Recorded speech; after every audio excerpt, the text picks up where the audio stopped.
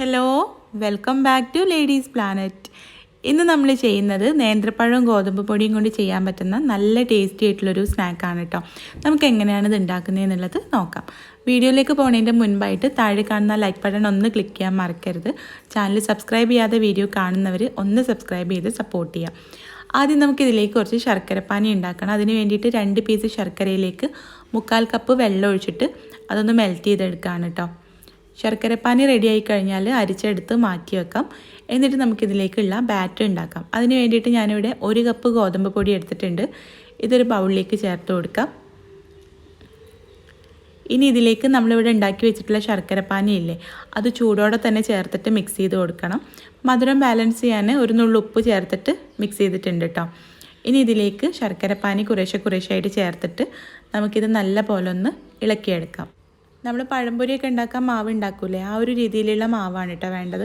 ഞാനിവിടെ ശർക്കരപ്പാനി മുഴുവനായിട്ട് ചേർത്തപ്പോൾ മാവ് തിക്കായിട്ടാണ് കേട്ടോ കിട്ടിയത്. അപ്പോൾ കുറച്ചുകൂടെ വെള്ളം ചേർത്ത് കൊടുക്കുന്നുണ്ട്. ഒന്ന് ലൂസാക്കി എടുക്കണം. ഇതിലേക്ക് നമുക്ക് കുറച്ച് അരിപ്പൊടി കൂടെ വേണം കേട്ടോ. ഞാനിവിടെ 3 വലിയ സ്പൂൺ അരിപ്പൊടി എടുത്തിട്ടുണ്ട്. അത് ഇതിലേക്ക് ചേർത്ത് കൊടുക്കുകയാണ്. അരിപ്പൊടി ചേർത്തിട്ട് മിക്സ് ചെയ്തെടുക്കുക. എന്നിട്ട് പഴംപൊരിക്കുള്ള മാവിൻ്റെ രീതിയിൽ മാവ് ഉണ്ടാക്കിയെടുക്കുക കേട്ടോ. വെള്ളം ആവശ്യമുണ്ടെങ്കിൽ ചേർത്ത് കൊടുത്തിട്ട് ഇനി ഇതിലേക്ക് ഒരു നുള്ളു ബേക്കിംഗ് സോഡ കൂടെ ചേർത്തിട്ട് ഒരു അരമണിക്കൂർ നേരം റെസ്റ്റ് ചെയ്യാൻ വെക്കാം. അതിനുശേഷം നമുക്ക് സ്നാക്ക് റെഡിയാക്കി തുടങ്ങാം. ബേക്കിംഗ് സോഡ വേണമെന്ന് നിർബന്ധമൊന്നുമില്ല കേട്ടോ. കാരണം നമ്മളിതിലേക്ക് മൈദയൊന്നും ചേർത്ത് അൺഹെൽത്തി ആക്കിയിട്ടില്ല. അപ്പോൾ അതുകൊണ്ട് ഗോതമ്പ് പൊടി പഞ്ചസാര ഒന്നും ചേർത്തിട്ടില്ലല്ലോ, ഗോതമ്പ് പൊടി ശർക്കരയാണല്ലോ. അപ്പോൾ നിങ്ങൾക്ക് താല്പര്യം ഉണ്ടെങ്കിൽ മാത്രം ബേക്കിംഗ് സോഡ ചേർത്താൽ മതി.